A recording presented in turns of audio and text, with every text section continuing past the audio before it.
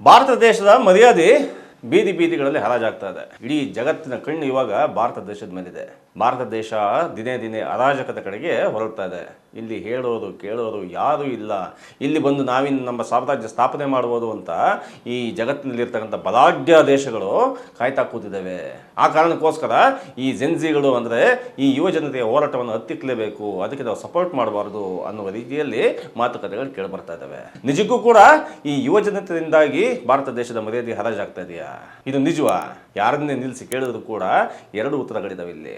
ಒಂದು ಹತಾಶ ಸ್ಥಿತಿದು, ಒಂದು ಪ್ರಬುದ್ಧತೆಯದ್ದು. ಹತಾಶ ಸ್ಥಿತಿಯ ಉತ್ತರ ಏನು ಅಂತಂದ್ರೆ, ಹೌದು ಈ ಯುವ ಜನತೆ ಇದಾರಲ್ಲ, ಈ ಜನರೇಷನ್ ಇವರಿಂದಾಗಿ ಮರ್ಯಾದೆ ಹೋಗ್ತಾ ಇದೆ, ಹಾಗಾಗಿ ನಾವು ಇದನ್ನ ತಡಿಬೇಕು ಅಂತ ಹೇಳೋದು ಯಾರು? ಹತಾಶ ಮನಸ್ಥಿತಿಯವರು. ಆದ್ರೆ ಒಂದು ಪ್ರಬುದ್ಧ ಮನಸ್ಥಿತಿಯವರು ಏನ್ ಹೇಳ್ತಾ ಇದ್ದಾರೆ ಅಂತಂದ್ರೆ, ದೇಶದ ಮರ್ಯಾದೆ ಹೋಗ್ತಾ ಇರೋದು ಯುವ ಜನತೆಯಿಂದಾಗಿ ಅಲ್ಲ, ಈ ದೇಶದ ಆಡಳಿತ ನಡೆಸ್ತಾ ಇದಾರಲ್ಲ ಅವರಿಂದಾಗಿ ಅಂತ.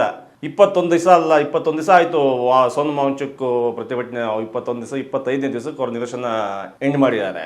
ಅದಕ್ಕಿಂತ ಮುಂಚೆಯಿಂದ ಜೂನ್ 6ನೇ ತಾರೀಕಿಂದ ಅಂದ್ರೆ ಅಭಿಜಿತ್ ದೀಪ್ಗೆ ಭಾರತಕ್ಕೆ ಬಂದು ಹಿಡಿದ್ನಲ್ಲ, ಅವಾಗಿಂದ ಕಿಡಿ ಹೊತ್ತಿದ್ದು ಇವತ್ತಿನ ತನಕನೂ ಕೂಡ ಬೀದಿ ಬೀದಿಯಲ್ಲೂ ಕೂಡ ಈ ಸ್ಟೂಡೆಂಟ್ಸ್ ಸ್ಟ್ರೈಕ್ ಮಾಡೋ ಹಂತಕ್ಕೆ ಬೆಳ್ಕೊಂಡು ಹೋಯ್ತಲ್ಲ, ಅಲ್ಲಿವರೆಗೂ ಕೂಡ ಈ ಭಾರತ ದೇಶದ ಘನ ಸರ್ಕಾರ ಇದೆಯಲ್ಲ, ಅದು ಏನಕ್ಕಪ್ಪ ಹೋರಾಟ ಮಾಡ್ತಿದ್ದಾರೆ ಅಂತ ಕೇಳದೆ ಇದ್ದಿತ್ತಲ್ಲ, ಆ ಉಡಾಫೆತನ ಇತ್ತಲ್ಲ, ಆ ಉಡಾಫೆತನದ ಭಾರಿ ಬೆಲೆ ತಿಳ್ಬೇಕಾಗಿದ್ದಂಥದ್ದೇ ಈ ಅರಾಜಕತೆ. ಈ ಅರಾಜಕತೆ ಯಾಕೆ ಉಂಟಾಯಿತು ಅಂತಂದ್ರೆ, ಈ ನೆಗ್ಲಿಜೆನ್ಸಿ, ಯಾರು ನಮ್ಮನ್ನ ಕೇಳೋದಿಲ್ಲ, ನಾವು ಯಾರಿಗೂ ಉತ್ತರ ಕೊಡಬೇಕಾದಿಲ್ಲ ಅನ್ನುವ ಡಿಕ್ಟೇಟರ್ಶಿಪ್ ಇದೆಯಲ್ಲ, ಆ ಡಿಕ್ಟೇಟರ್ಶಿಪ್ ಇದ್ದಾಗಿ ಈ ವಾತಾವರಣ ನಿರ್ಮಾಣ ಆಗಿದೆ.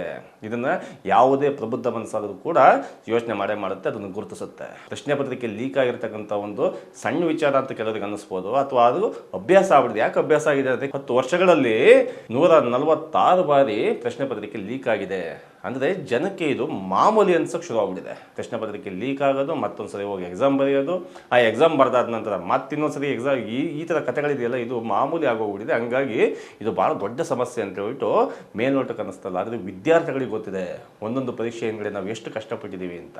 ಅಷ್ಟೆಲ್ಲ ಕಷ್ಟಪಟ್ಟು ಎಕ್ಸಾಮಿಗೆ ಪ್ರಿಪೇರ್ ಆಗಿ ಬಂದು ಲಕ್ಷಾಂತರ ರೂಪಾಯಿ ಸಾಲ ಮಾಡಿ ಟ್ಯೂಷನ್ಸ್ ತಗೊಂಡು ಇವೆಲ್ಲ ಮಾಡಿದ ನಂತರ ಕೂಡ ನಿಮಗೊಂದು ಎಕ್ಸಾಮ್ ಸರಿಯಾಗಿ ಮಾಡೋಕ್ಕಾಗಲ್ಲ. ನಿಮ್ದು ಯಾವುದೋ ಒಂದು ಸಂಸ್ಥೆ ಇದೆ, ಟೆಸ್ಟ್ ಏಜೆನ್ಸಿ ಅಂತ ಯಾವುದೋ ಒಂದು ಮಾಡ್ಕೊಂಡಿದ್ದೀರಿ, NTA ಅಂತ. ಅದು ಅಲ್ಲದೆ ನಿಮ್ಮ ಶಿಕ್ಷಣ ವ್ಯವಸ್ಥೆ ಇದೆ, ಮಂತ್ರಿಗಳಿದ್ದೀರಾ, ನೀವು ಎಲ್ಲರೂ ಕೂಡ ಎಷ್ಟು ನಾಲಾಯಕಿದ್ದೀರಾ ಅಂತಂದ್ರೆ ನಿಮ್ಮ ಕೈಲೊಂದು ಎಕ್ಸಾಮ್ ಮಾಡೋಕ್ಕಾಗ್ತಿಲ್ಲ. 146 ಬಾರಿ, ಕೇವಲ 10 ವರ್ಷಗಳಲ್ಲಿ 146 ಬಾರಿ ಪ್ರಶ್ನೆ ಪತ್ರಿಕೆಗಳು ಲೀಕ್ ಆಗಿದ್ದಾವೆ ಅಂತಂದ್ರೆ ಜವಾಬ್ದಾರಿ ಯಾರು ತಗೊಬೇಕು ಇದಕ್ಕೆ? ಇದುವರೆಗೂ ಆ 146 ಬಾರಿ ಪ್ರಶ್ನೆ ಪತ್ರಿಕೆ ಲೀಕ್ ಆಯ್ತಲ್ಲ, ಅಷ್ಟು ಲೀಕ್ ಆದಾಗಲೂ ಕೂಡ ಒಬ್ಬನು ಕೂಡ ಇದು ಸಸ್ಪೆಂಡ್ ಮಾಡೋದಾಗ್ಲಿ, ಶಿಕ್ಷೆ ಕೊಡೋದಾಗ್ಲಿ ಯಾವುದೂ ಕೂಡ ನಡೆದಿಲ್ಲ. ಅಂದ್ರೆ ನೀವು ಪೂರ್ತಿ ಅಡ್ಡ ಉದ್ದುದ್ದ ಮಲಗ್ಬಿಟ್ಟಿರೋ ಸರ್ಕಾರದವರು. ಅರಾಜಕತೆ ನಿಮ್ಮಿಂದ ಸೃಷ್ಟಿ ಆಯ್ತಾ, ಅಥವಾ ಬಹಳ ಕಷ್ಟದಲ್ಲಿ ಓದಿ ಲಕ್ಷಾಂತರ ರೂಪಾಯಿ ಸಾಲ ಮಾಡಿ ಎಕ್ಸಾಮ್ ಬರೆಯೋದಕ್ಕೆ ರೆಡಿಯಾಗಿ ಬಂದು ಎಕ್ಸಾಮ್ನು ಕೂಡ ಬರೆಯೋಕ್ಕಾಗದೆ ಮನೆಗೆ ಹೋಗಿ ಹತಾಶ ಸ್ಥಿತಿಗೆ ಹೋಗಿ ನೇಣಾಕೊಂಡ್ರಲ್ಲ ಮಕ್ಕಳುಗಳು, ಅವರಿಂದ ಅರಾಜಕತೆ ಸೃಷ್ಟಿ ಆಯ್ತಾ? ಯೋಚನೆ ಮಾಡ್ಬೇಕಲ್ವಾ? ಅರಾಜಕತೆ ಸೃಷ್ಟಿಯಾಗಿದ್ದು ಈ ಸರ್ಕಾರದಿಂದ. ಪರ್ಟಿಕ್ಯುಲರ್ ಆಗಿ ಹೇಳ್ಬೇಕು ಅನ್ನಂಗಿದ್ರೆ ಈ BJP NDA ಸರ್ಕಾರದಿಂದ. ಅದಕ್ಕೆ ನೇರ ಕಾರಣ ಶಿಕ್ಷಣ ಮಂತ್ರಿ ಧರ್ಮೇಂದ್ರ ಪ್ರಧಾನ್, ಅವರು ಮೇಲ್ ಕೂತಿರ್ತಕ್ಕಂಥ ನರೇಂದ್ರ ಮೋದಿ. ಇದ್ರ ಬಗ್ಗೆ ಯಾವ ಅನುಮಾನಗಳು ಕೂಡ ಈ ದೇಶದ ಜನತೆಗೆ ಈಗ ಉಳ್ಕೊಂಡಿಲ್ಲ. ಕೇವಲ ಕೆಲವೇ 10, 15, 20 ದಿವಸಗಳ ಹಿಂದ್ಗಡೆ ಒಂದು ಉತ್ತರ ಇತ್ತು, ಇದಕ್ಕೆಲ್ಲ ಮಂತ್ರಿ ಏನ್ ಮಾಡ್ತಾರೆ, ಪ್ರೈಮ್ ಮಿನಿಸ್ಟರ್ ಏನ್ ಮಾಡ್ತಾರೆ ಅಂತ. ಅದು ಈಗ ಜನಕ್ಕೆ ಅರ್ಥ ಆಗ್ತಾ ಹೋಗ್ತದೆ. ಇದು ನಮ್ಮ ದೇಶದ ಪ್ರಧಾನ ಮಂತ್ರಿ ಕಲಿಸ್ಕೊಟ್ಟಂತ ಹಾದಿ ಇದೆಯಲ್ಲ, ನಾವು ಯಾರಿಗೂ ಉತ್ತರ ಕೊಡಬೇಕಾಗಿದ್ದಿಲ್ಲ, ನಾವು ಪ್ರೆಸ್ ಮೀಟ್ ಮಾಡಬೇಕಾಗಿದ್ದಿಲ್ಲ, ಯಾವುದೇ ಪ್ರಶ್ನೆಗೆ ನಾವು ಉತ್ತರ ಕೊಡಬೇಕಾಗಿಲ್ಲ. ಈ ರೀತಿಯ ಉಡಾಫೆತನ ಇತ್ತಲ್ಲ, ಉಡಾಫೆತನದ ಅತಿರೇಕಕ್ಕೆ ಹೋದಾಗ ಈ ರೀತಿ ವಾತಾವರಣ ನಿರ್ಮಾಣ ಆಗುತ್ತೆ. ಇನ್ನು ಪಾಯಿಂಟ್ 2, ಎರಡನೇದಾಗಿ ಏನಾಗ್ತದೆ ಅಂತಂದ್ರೆ, ಈ ವಿದ್ಯಾರ್ಥಿಗಳ ಕಷ್ಟ ಇದೆಯಲ್ಲ ಶಿಕ್ಷಣ ವ್ಯವಸ್ಥೆ, ಯಾಕೆ ಇಷ್ಟೊಂದು ದೊಡ್ಡ ಸಂಖ್ಯೆಯಲ್ಲಿ ವಿದ್ಯಾರ್ಥಿಗಳು ಯುವ ಜನತೆ ಬೀದಿಗಿಳಿದು ಬರ್ತಾ ಇದ್ದಾರೆ? ಯಾರು ಇವ್ರನ್ನೆಲ್ಲ ಕಳಿಸ್ತಾ ಇದ್ದಾರೆ ಮನೆಯಿಂದ ಹೋಗದಪ್ಪ ಹೋರಾಟ ಮಾಡಿ ಅಂತೇಳಿ? ಪೋಷಕರಿಗೆ ಯಾವ ಪ್ರತಿಭಟನೆ ಮಾಡುವಾಗ ಏನ್ ಬೇಕಾರಾಗ್ಬೋದು, ನೀವು ಫುಟೇಜಸ್ಗಳು ನೋಡಿ, ಪೊಲೀಸ್ನವ್ರು ಲಾಠಿ ಏಟ್ಗಳು, ಸಿಡಿಗುಂಡುಗಳು, ಬಂದೂಕ್ನ ಹಿಂಗೆ ರೆಡಿ ಇಟ್ಕೊಂಡು ನಿಂತಿರ್ತಕ್ಕಂಥ ಫುಟೇಜ್ಗಳು ನೋಡ್ತಾ ಇದ್ರೆ ಯಾವ ಪೋಷಕರಿಗೆ ತಾನೇ ಹೋಗಿ ಪ್ರೊಟೆಸ್ಟ್ ಮಾಡೋ ಅಂತ ಹೇಳೋಷ್ಟು ಧೈರ್ಯ ಬರುತ್ತೆ? ಆದರೂ ಕೂಡ ಅಷ್ಟು ದೊಡ್ಡ ಸಂಖ್ಯೆಯಲ್ಲಿ ಯುವ ಜನತೆ ಯಾಕೆ ಬರ್ತಾ ಇದ್ದಾರೆ ಅನ್ನೋದು ಉತ್ತರನೇ ಒನ್ಸ್ ಅಗೈನ್ ಅವರಿಗಿರ್ತಕ್ಕಂಥ ಒತ್ತಡ. ತಡೆಯೋಕ್ಕಾಗೋದಿಲ್ಲ. ನಮ್ಮನ್ನು ನಂಬಿದವರೇ ನಮಗೆ ಮೋಸ ಮಾಡಿದ್ರು. ಇದೊಂದು ಬಹಳ ಮುಖ್ಯವಾದ ಅಂಶ. ಯಾಕೆಂತಂದ್ರೆ, ನಾವು ಯಾರನ್ನೂ ನಂಬಿದ್ದಾಗ ಆ ನಂಬಿದವ್ರು ಮೋಸ ಮಾಡೋದಾಗಿದೆಯಲ್ಲ, ಈ ಕಾಂಗ್ರೆಸ್ ಪಕ್ಷದ ಕೈಲಾಗಲ್ಲ, ಇನ್ನೊಬ್ಬರ ಕೈಲಾಗಲ್ಲ. ಆದರೆ ಈ BJP ಸರ್ಕಾರಕ್ಕೆ ಶಿಕ್ಷಣದ ಬಗ್ಗೆ ಬಹಳ ದೊಡ್ಡ ತಿಳುವಳಿಕೆ ಇದೆ ಅಂತ ಯುವ ಜನತೆ ನಂಬಿತ್ತು. ಆದರೆ BJP ಸರ್ಕಾರ ಮಾಡಿದ ಈ ಮೋಸ ಇದೆಯಲ್ಲ, ಆ ಮೋಸವನ್ನು ಯುವ ಜನತೆ ತಡೆಯೋಕ್ಕಾಗಿಲ್ಲ. ಆ ಕಾರಣಕ್ಕೋಸ್ಕರನೇ ಬರ್ತಾ ಇದ್ದಾರೆ ಬೀದಿಗೆ. ನೀವು ಲೆಕ್ಕ ಹಾಕಿ, ಆ ವಿದ್ಯಾರ್ಥಿಗಳು ಪ್ರತಿ ವರ್ಷ ಬರೀ ಎಕ್ಸಾಮ್ಗೋಸ್ಕರ, ಶಿಕ್ಷಣ ಶಿಕ್ಷಣಕ್ಕಲ್ಲ, ಅದು ಕಾಲೇಜಿಗೆ ಸೇರ್ಕ ಅಡ್ಮಿಷನ್ಗಲ್ಲ, ಕೇವಲ ಎಕ್ಸಾಮ್ ಪ್ರಿಪೇರ್ ಮಾಡೋದಕ್ಕೆ, ಎಕ್ಸಾಮ್ ಫೀಸ್ ಕಟ್ಟೋದಕ್ಕೆ ಅಂತೇಳಿ ಇಡೀ ಭಾರತ ದೇಶದಲ್ಲಿ ವಿದ್ಯಾರ್ಥಿಗಳು ಕಟ್ಟತಕ್ಕಂಥ ದುಡ್ಡು 1.36 ಲಕ್ಷ ಕೋಟಿ ದುಡ್ಡು. ಅಷ್ಟು ದುಡ್ಡು ಎಲ್ಲರೂ ಕೂಡ ಶ್ರೀಮಂತರ ಮಕ್ಕಳು ಇರಲ್ಲ.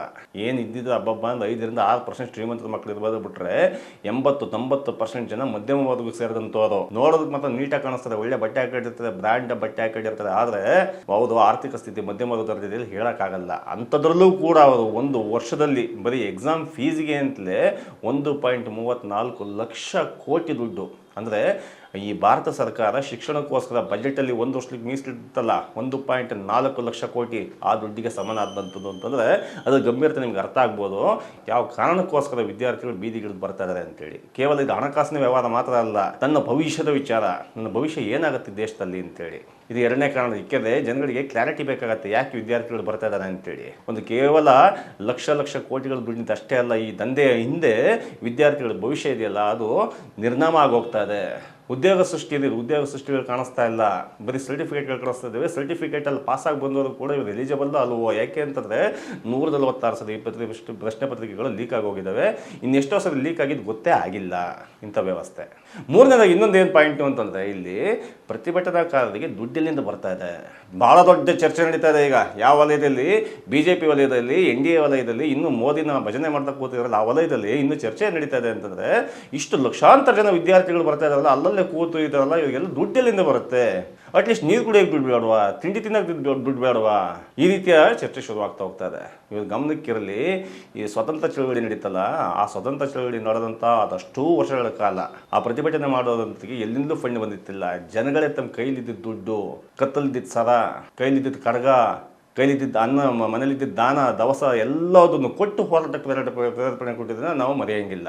ಆ ಹೋರಾಟದ ದಿಕ್ಕು ದೆಸೆ, ಯಾಕೆಂದ್ರೆ ಹೋರಾಟ ಮಾಡಿ ಗೊತ್ತಿದ್ದಿರ್ತಾನೆ ಅವರಿಗೆಲ್ಲ. ಇವ್ರಿಗೆ ಏನು ಅನ್ಸ್ಬಿಟ್ಟಿದೆ ಅಂತಂದರೆ, ಇವ್ರಿಗೆ ಎಲ್ಲಿಂದೋ ಫಾರಿನಿಂದ ಫಂಡ್ ಬರುತ್ತೆ, ಆ ಫಾರಿನ್ ಫಂಡಿಂದಾಗಿ ಇವರು ಹೋರಾಟ ಮಾಡ್ತಾರೆ. ಆ ಫಾರಿನ್ ಫಂಡ್ ಎಲ್ಲಿವರೆಗೂ ಬರುತ್ತೆ ಅಂತಂದರೆ, ಈ ಸರ್ಕಾರವನ್ನು ಬೀಳ್ಸೋ ತನಕ ಆ ಫಾರಿನ್ ಫಂಡ್ ಬರುತ್ತೆ ಅಂತೇಳಿ ಮಾತಾಡ್ತಾ ಇದ್ದಾರೆ. ಖಂಡಿತವಾಗಿಯೂ ಇಲ್ಲ. ಇವತ್ತು ಕೂಡ ಜಂತರ ಮಂತರಿಂದ ಶುರುವಾಗಿ ಇವಾಗ ಇಡೀ ದೇಶದಾದ್ಯಂತ ವ್ಯಾಪಿಸ್ಕೊಂಡ್ಬಿಟ್ಟಿದೆ. ಅಲ್ಲೆಲ್ಲ ಪ್ರತಿಭಟನೆ ಮಾಡೋಂಥದ್ರಿಗೆ ಜನರೇ ಖುದ್ದು ತಮ್ಮ ಜೋಬದಿರ್ತಕ್ಕಂಥ ದುಡ್ಡಿನಿಂದ ನೀರನ್ನು, ತಿಂಡಿಯನ್ನು, ಊಟವನ್ನು, ಫಸ್ಟ್ ಏಡ್, ಆಮೇಲೆ ಈ ಮೆಡಿಕಲ್ ಕಿಟ್ಗಳನ್ನು ಎಲ್ಲದನ್ನು ಪ್ರೊವೈಡ್ ಮಾಡ್ತಾ ಇದ್ದಾರೆ. ನೀವು ಬೇಕಾದಲ್ಲಿ ಫೀಲ್ಡ್ಗೆ ಹೋಗಿ ನೋಡ್ಬೋದು. ಇದಕ್ಕೆ ಎಲ್ಲಿಂದಲೂ ಕೂಡ ಹೊರಗಡೆಯಿಂದ ದುಡ್ಡು ಬರ್ತಾ ಇಲ್ಲ. ಯಾಕೆ ಅಂತಂದರೆ, ದುಡ್ಡು ಬೇಕಾಗಿರೋದು ನಿಮಗೆ ಚುನಾವಣೆ ನಡೆಸೋದಕ್ಕೆ ಮಾತ್ರ. ನೀವೇನಾದ್ರೆ MLA ಆಗಬೇಕಾ ದುಡ್ಡು ಬೇಕು, ನೀವು MP ಆಗಬೇಕಾ ದುಡ್ಡು ಬೇಕು, MLC ಆಗಬೇಕಾ ಅದು ದುಪ್ಪಟ್ಟು ದುಡ್ಡು ಬೇಕು. ಆದರೆ ಪ್ರತಿಭಟನೆ ಮಾಡೋದಕ್ಕೆ ದುಡ್ಡು ಬೇಕಾಗಿಲ್ಲ. ಯಾಕೆ ಅಂತಂದರೆ, ಪ್ರತಿಭಟನೆ ಮಾಡೋದಕ್ಕೆ ಅನುಭವ ಇರುತ್ತೆ. ಪ್ರತಿಭಟನೆ ಮಾಡಬೇಕಾದ್ರೆ ಆ ಕಾಸ್ ಒಳ್ಳೆದಿತ್ತು, ಉದ್ದೇಶ ಒಳ್ಳೆದಿತ್ತು ಅಂತಂದಾಗ ಅಲ್ಲಿ ದುಡ್ಡಿನ ಅವಶ್ಯಕತೆ ಬೀಳೋದಿಲ್ಲ ಅನ್ನೋದು ಎಲ್ಲರಿಗೂ ಗೊತ್ತಿರತಕ್ಕಂಥ ವಿಚಾರ. ಆದರೆ ಇವ್ರ ಮೇಲೆ ಮಣ್ಣೆರ್ಚೋದಕ್ಕೆ, ಜನಗಳ ಹಾದಿ ತಪ್ಪಿಸೋದಕ್ಕೆ ಇವ್ರಿಗೆ ಯಾರೋ ದುಡ್ಡು ಫೀಡ್ ಮಾಡ್ತಾರೆ. ಅದಕ್ಕೋಸ್ಕರ ಇವರು ಹೋರಾಟ ಮಾಡ್ತಾ ಇದ್ದಾರೆ. ಎಲ್ಲಿಂದ ಬರ್ತಿದ್ರು ಇಷ್ಟೊಂದು ದುಡ್ಡು ಅಂತ. ಬೆಳಗ್ಗೆಯಿಂದ ಸಾಯಂಕಾಲದವರೆಗೂ 1-2 ಲೀಟ್ರ್ ನೀರು, ಒಂದು ತಿಂಡಿ, ಒಂದು ಊಟಕ್ಕೋಸ್ಕರ ಎಷ್ಟು ಖರ್ಚಾಗ್ಬೋದು ಹಬ್ಬಬ್ಬ ಅಂತಂದರೆ. ಇದೇ ಆರೋಪವನ್ನು ಪಂಜಾಬಲ್ಲಿ ರೈತರು ಹೋರಾಟ ಮಾಡಬೇಕಾದ್ರೆ ಹೇಳಿದರು, ಕರ್ನಾಟಕದಲ್ಲಿ ದೇವನಹಳ್ಳಿ ಚನ್ನಪಟ್ಟಣದಲ್ಲೂ ಹೋರಾಟ ಮಾಡಬೇಕಾದ್ರೆ ಹೇಳಿದರು. ಇವಾಗ ಬಿಡದಿ ರೈತರಿಗೂ ಕೂಡ ಹೇಳ್ತಾರೆ, ಯಾವ ಹೋರಾಟಗಾರನೂ ಬಿಡಲ್ಲ. DSS ದಲಿತ ಸಂಘರ್ಷ ಸಮಿತಿ ಇದೆಯಲ್ಲ, ಅದು ಹೋರಾಟ ಮಾಡಿತ್ತು. ಅದು ಲಕ್ಷಾಂತರ ಜನ ಸೇರಿಸಿ ಹೋರಾಟ ಮಾಡಿತ್ತು. ಯಾರು ಕೊಟ್ಟಿದ್ದು ಅವ್ರಿಗೆ ದುಡ್ಡನ್ನ? ರೈತ ಚಳವಳಿ 80ರ ದಶಕದಲ್ಲಿ ರೈತ ಚಳವಳಿ ನಡೆದಾಗ ಅಲ್ಲೂ ಕೂಡ ಲಕ್ಷಾಂತರ ಮಂದಿ ಬೀದಿ ಹಿಡಿದು ಹೋರಾಟ ಮಾಡಿದ್ದು, ವರ್ಷಗಟ್ಟಲೆ ಹೋರಾಟ ಮಾಡಿದ್ದು. ಯಾರು ಕೊಟ್ಟಿದ್ದು ಅವ್ರಿಗೆ ದುಡ್ಡನ್ನ? ಜನಗಳೇ ಕೊಟ್ಟಿದ್ದು ದುಡ್ಡನ್ನ. ಯಾವ ವಿದೇಶಿ ಫಂಡ್ಗಳು ಕೂಡ ಬಂದಿತ್ತಿಲ್ಲ. ಇವಾಗ ಕಾಕ್ರೋಚ್ ಜನತಾ ಪಾರ್ಟಿ ಆಗಿರ್ಬೋದು, ಸೋನಮ್ ವಾಂಗ್ಚುಕ್ ಆಗಿರ್ಬೋದು, ಅದ್ರ ಜೊತೆಗೆ ಇತ್ತೀಚೆಗೆ ಎಲ್ಲ ಸೇರ್ಕೊತಾ ಇದ್ದಾರೆ. ಅವ್ರಿಗೆ ಯಾವುದು ಕೂಡ ಹೊರಗಡೆಯಿಂದ ಫಂಡ್ ಬರ್ತಾ ಇಲ್ಲ. ಇದನ್ನು ನಾವು ಯಾಕೆ ಇಷ್ಟೊಂದು ಖಚಿತವಾಗಿ ಹೇಳ್ತೀವಿ ಅಂತಂದರೆ, ಹೋರಾಟಗಳ ಬಗ್ಗೆ ನಂಬಿಕೆ ಇರೋಂಥವ್ರು, ಹೋರಾಟಗಳಲ್ಲಿ ಭಾಗವಹಿಸಿದಂತಹ ಪತ್ರಕರ್ತರಿಗೆ ಇದರ ಬಗ್ಗೆ ಸರಿಯಾಗಿ ಗೊತ್ತಿರುತ್ತೆ ಮಾಹಿತಿ. ಹಾಗಾಗಿ ಈ ಮಾಹಿತಿ ನಿಮ್ಗೆ ಕೊಡೋಕೆ ಬಂತು. ಇನ್ನು 4ನೇದಾಗಿ ಬಹಳ ಮುಖ್ಯವಾಗಿ ಕಾಂಗ್ರೆಸ್ ಪಕ್ಷದ ಬಗ್ಗೆ ಮಾತಾಡಲೇಬೇಕು. ಪ್ರತಿ ಸರಿ ಈಗ ಕಳೆದ 50 ದಿವಸಗಳಿಂದ BJP ಬಗ್ಗೆ ಮಾತಾಡೋದೇ ಆಗೋಗ್ಬಿಟ್ಟಿದೆ. BJP ಅದು ಬಿಟ್ಟರೆ ಕಾಂಗ್ರೆಸ್ ಜನತಾ ಪಾರ್ಟಿ. ಆದರೆ ಕಾಂಗ್ರೆಸ್ ಎಲ್ಲೋಗಿತ್ತು ಅಂತ ಹುಡುಕ್ತಾ ಇದ್ದಾರೆ ಜನ. ಆದರೆ ಇದ್ದಕ್ಕಿದ್ದಂಗೆನೆ ಯಾವಾಗ ವಿದ್ಯಾರ್ಥಿಗಳ ಮೇಲೆ ಲಾಠಿ ಪ್ರಹಾರ ಮಾಡಿ ದೊಡ್ಡ ಹೋರಾಟ ಶುರುವಾಯಿತು, ಅದು ಮಾರನೇ ದಿವಸನೇ ಬಂದ್ಬಿಟ್ಟು 21ನೇ ತಾರೀಕು ರಾಹುಲ್ ಗಾಂಧಿ ಅಂಡ್ ಟೀಮು ನರೇಂದ್ರ ಮೋದಿ ಅವ್ರ ಮನೆ ಮುಂದೆ ನಿಂತ್ಕೊಂಡು ಹೋರಾಟ ಮಾಡೋಕ್ಕೆ ಶುರು ಮಾಡ್ಬಿಟ್ಟಿದ್ದಾರೆ. ಕಾಂಗ್ರೆಸ್ ಪಕ್ಷಕ್ಕೆ ಬೇಕಿತ್ತ ಇದು? ಯಾಕೆ ಅಂತಂದರೆ, ಜನ ಮೊದಲೇ ಕಾಯ್ತಾ ಇದ್ದಾರೆ. ಇಂಥ ಒಂದು ದೊಡ್ಡ ಹೋರಾಟ ಇದೆಯಲ್ಲ, ಈ ಈ ಹೋರಾಟ ಒಳ್ಳೆ ಕಾರಣಕ್ಕೋಸ್ಕರ ನಡೀತಾ ಇದೆ. ಈ ಯುವ ಜನತೆಯ ಶಿಕ್ಷಣಕ್ಕೋಸ್ಕರ ನಡೀತಾ ಇದೆ. ಅಲ್ಲಿ ನಡೀತಾ ಇರ್ತಕ್ಕಂಥ ಭ್ರಷ್ಟಾಚಾರದ ಬಗ್ಗೆ ನಡೀತಾ ಇದೆ. ನಿಮ್ಮನ್ನ ಬೇಡ ಅಂತ ಜನ ಮನೆ ಕಳಿಸಿದ್ರು. ಕಾಂಗ್ರೆಸ್ನವರಿಗೆ ನೆನಪಿರಬೇಕು. 2014ನೇ ಇಸ್ವಿಯಿಂದ ಹಿಂದಕ್ಕೆ ನೀವು ಒಂದ್ಸಲ ನೆನಪಿಸ್ಕೊಳ್ಳಿ. 10 ವರ್ಷ ಇತ್ತಲ್ಲ ಮನಮೋಹನ್ ಸಿಂಗ್ ಅವರ ದೀರ್ಘಾವಧಿ 10 ವರ್ಷಗಳ ಆಳ್ವಿಕೆ ಇತ್ತಲ್ಲ. ಆಳ್ವಿಕೆಯಲ್ಲಿ ನಡೆದಂಥ ಹಲವಾರು ಹಗರಣಗಳು, ಎಷ್ಟು ಹಗರಣಗಳು ನಡೆದೋ ಹಗರಣಗಳನ್ನೆಲ್ಲ ನೋಡಿನೇ ಅಣ್ಣಾ ಹಜಾರೆ ಮುಂದೆ ಬಂದು ನಿಂತ್ಕೊಂಡು ಲೋಕಪಾಲ್ ಮಸೂದೆ ಬೇಕು, ಲೋಕಾಯುಕ್ತ ಬೇಕು ಅಂತ ಹೋರಾಟ ಮಾಡಿದ್ದು. ಅದಕ್ಕೆ ಈ BJP ಸಪೋರ್ಟ್ ಮಾಡಿದ್ದು. ಆ ನಂತರ BJP ಅಧಿಕಾರಕ್ಕೆ ಬಂದಿದ್ದು. ಅದರ ಅರ್ಥ ಏನು? ಕಾಂಗ್ರೆಸ್ಗೆ ಯಾವ ನೈತಿಕತೆಯೂ ಇಲ್ಲ. ಕಾಂಗ್ರೆಸ್ ಅಂದ್ರೆ ಇದರಲ್ಲಿ ಬಂತು ಅಂತಂದ್ರೆ ಪೊಲಿಟಿಕ್ಸ್ ಎಂಟ್ರಿ ಆಗುತ್ತೆ. ಯಾವ ಪೊಲಿಟಿಕ್ಸ್? ಪಾರ್ಟಿ ಪೊಲಿಟಿಕ್ಸು, ಮಾಮೂಲಿ ಪೊಲಿಟಿಕ್ಸ್ ಅಲ್ಲ. ಕಾಂಗ್ರೆಸ್ ಬಂತು ಅಂತ ತಕ್ಷಣ ಕಾಂಗ್ರೆಸ್ ವರ್ಸಸ್ BJP ಅಂತ ಆಗುತ್ತೆ. ಇದುವರೆಗೂ ಇರತಕ್ಕಂತಹ BJP ವರ್ಸಸ್ ಸಾಮಾನ್ಯ ವಿದ್ಯಾರ್ಥಿಗಳು ಅಂತಿತ್ತಲ್ಲ, ಆ ನೆರೇಷನ್ ಬದಲಾಗಿ BJP ವರ್ಸಸ್ ಕಾಂಗ್ರೆಸ್ ಅಂತ ಆಗುತ್ತೆ. ಇದು ಬೇಕಾ? ನೀವಿಂಥ ಅನ್ಯಾಯವನ್ನು ಈ ಹೋರಾಟದಲ್ಲಿ ಮಾಡ್ಬೋದಾ ಅಂತ ಹೇಳ್ಬಿಟ್ಟು ಜನ ಕಾಂಗ್ರೆಸ್ನ ಮಕ್ಕಕ್ಕೆ ಹೋಗಿತಾ ಇದ್ದಾರೆ. ಯಾಕೆಂದರೆ ಕಳೆದ 50 ವರ್ಷಗಳು ನೀವು ಕಟ್ಟಿರ್ತಕ್ಕಂಥ ನೆರೇಟಿವ್ ಇದೆಯಲ್ಲ, ಆ ನೆರೇಟಿವ್ ಎಲ್ಲ ಬಂಡವಾಳಗಳನ್ನು ಬಯಲು ಮಾಡುತ್ತೆ. ಈಗಿರ್ತಕ್ಕಂಥ ಎಲ್ಲ ವಿಷಯಗಳ ಪಿತಾಮಹ ಯಾರು ಅಂತಂದ್ರೆ ಅದು ಕಾಂಗ್ರೆಸ್ ಪಕ್ಷ. ಅದರ ಪ್ರೋ ವರ್ಷದಾಗ ಬಂದಿದ್ದೆ BJP. ಆ BJPಯ ಈ ಬಂಡತನಕ್ಕೆ ಕಾರಣನೇ ಕಾಂಗ್ರೆಸ್ನ ಮೂಲಭೂತವಾದಿ ನಡವಳಿಕೆ, ಅಲ್ಲಿಯ ಪಾಳೆಗಾರಿಕೆ ವ್ಯವಸ್ಥೆ. ಇವತ್ತು ಕೂಡ ಸೋನಿಯಾ ಗಾಂಧಿ ಮುಂದ್ಗಡೆ ನಿಂತ್ಕೊಂಡು ಮಾತಾಡೋಂಗಿಲ್ಲ. ಅದೇ ವ್ಯವಸ್ಥೆ BJPಲಿ ಇವಾಗ ಅಮಿತ್ ಶಾ ಮತ್ತು ಮೋದಿ ಮುಂದೆ ನಿಂತು ಮಾತಾಡೋಂಗಿಲ್ಲ. ಏನು ವ್ಯತ್ಯಾಸ ಇದೆ ಹೇಳಿ ಈ ಎರಡು ಪಾರ್ಟಿಗೆ?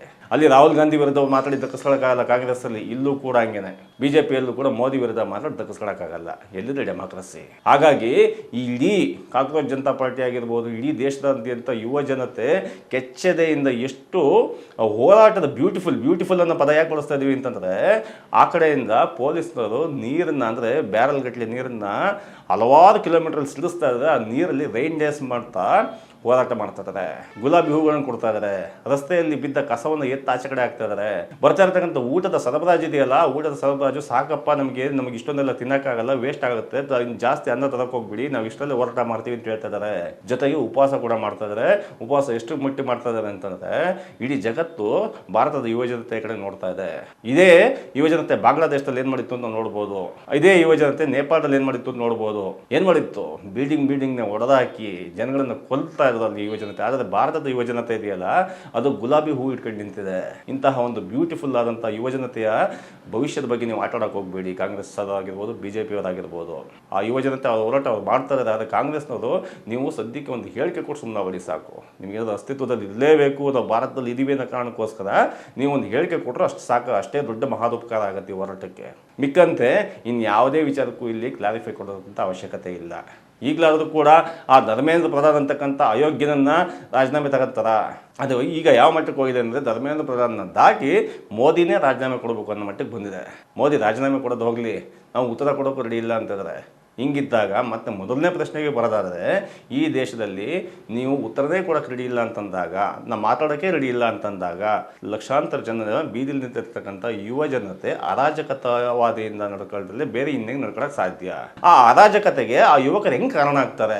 ಅದಕ್ಕೆ ಕಾರಣ ಆಗೋದು ಇದೇ ನರೇಂದ್ರ ಮೋದಿ ಸರ್ಕಾರವೇ ಹೊರತು ಆ ಯುವ ಜನತೆ ಅಲ್ಲವೇ ಅಲ್ಲ. ಅಂತಹ ಒಂದು ಅರಾಜಕತೆ ಭಾರತದಲ್ಲಿ ಸೃಷ್ಟಿ ಆಗಬಾರ್ದು ಅನ್ನೋಂಗಿದ್ರೆ ಭಾಳ ಬುದ್ಧಿವಂತಿಕೆಯಿಂದ, ಭಾಳ ಮುತ್ಸದಿತನದಿಂದ ಈ BJP ಸರ್ಕಾರ ನಡ್ಕೊಳ್ಳುತ್ತೆ ಅಂತ ಹೇಳ್ತಾ ಆಶಿಸ್ತಾ ಈ ವಿಡಿಯೋ ಮುಗಿಸ್ತೀವಿ. ಧನ್ಯವಾದಗಳು.